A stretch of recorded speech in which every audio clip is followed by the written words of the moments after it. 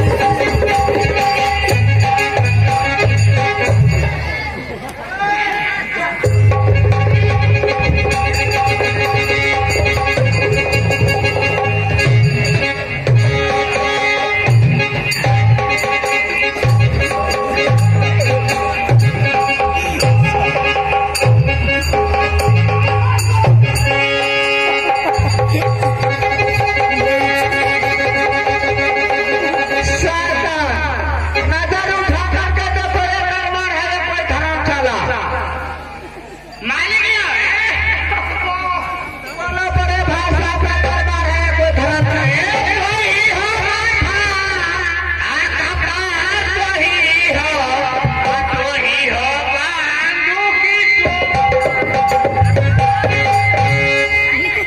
बोलो ये बड़े भाई साहब का दरबार है, कोई धर्मशाला ये धर्मशाला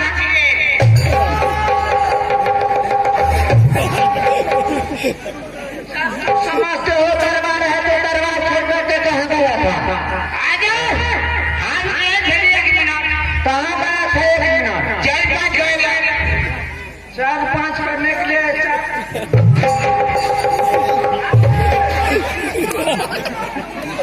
तमीना तुम बोलेगा, दूसरा बोलेगा। मैं समझ आज तुम्हें कोई बात नहीं बचाएगा, मैं तुम्हें सर उठाना कर देता हूँ।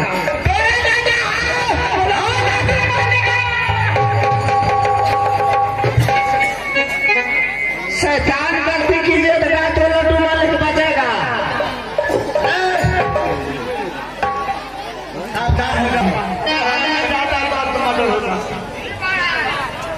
अरे सुनो, मैं बड़े भाई साहब के कहने से तुम्हें प्राण को छोड़ दिया हूँ, तुम यहाँ से चले जाओ। हेलो ध्यान देंगे दर्शक में से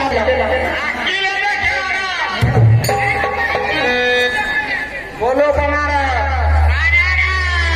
वहां से अच्छे बाजी को बुला करके लाओ।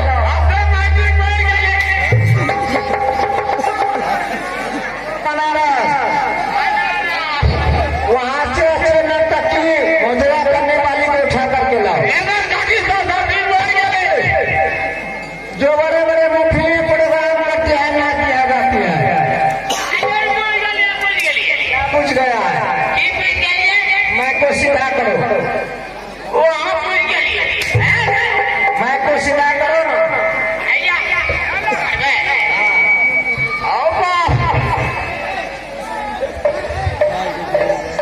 जहाँ पैसा जितना लग रहा जाने वाले अच्छा को बुला करके ले आओ।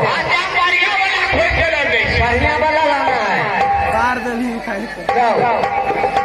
पैसा दे हम तो जानबो नहीं करेगी आप ये नहीं करे हम फैसला के बेटा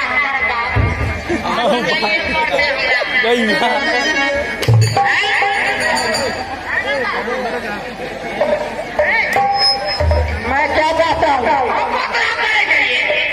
मैं चाहता हूँ अगर वो साला या कुछ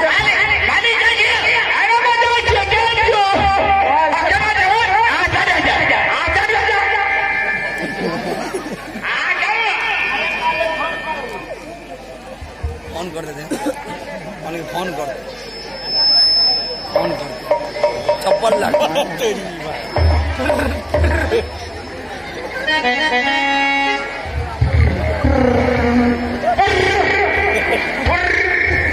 हेलो हेलो अरे आप कौन जी आइए हेलो जी, कहाँ से बोल रहे हैं?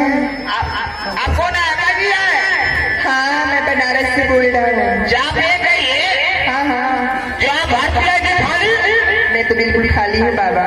खाली हो तो दफाइया दवा को भर निकल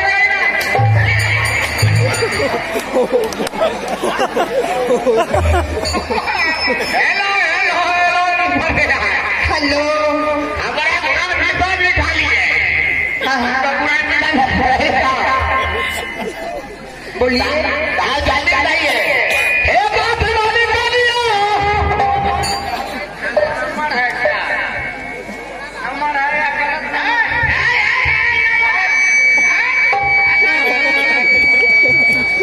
हेलो हेलो फोन काट दीजिए। हाँ ठीक है अब आ जल्दी आइए स्कूटर लेकर के आइए, 4 चक्का चल निकल आइए पूरा बिलोड़। ठीक है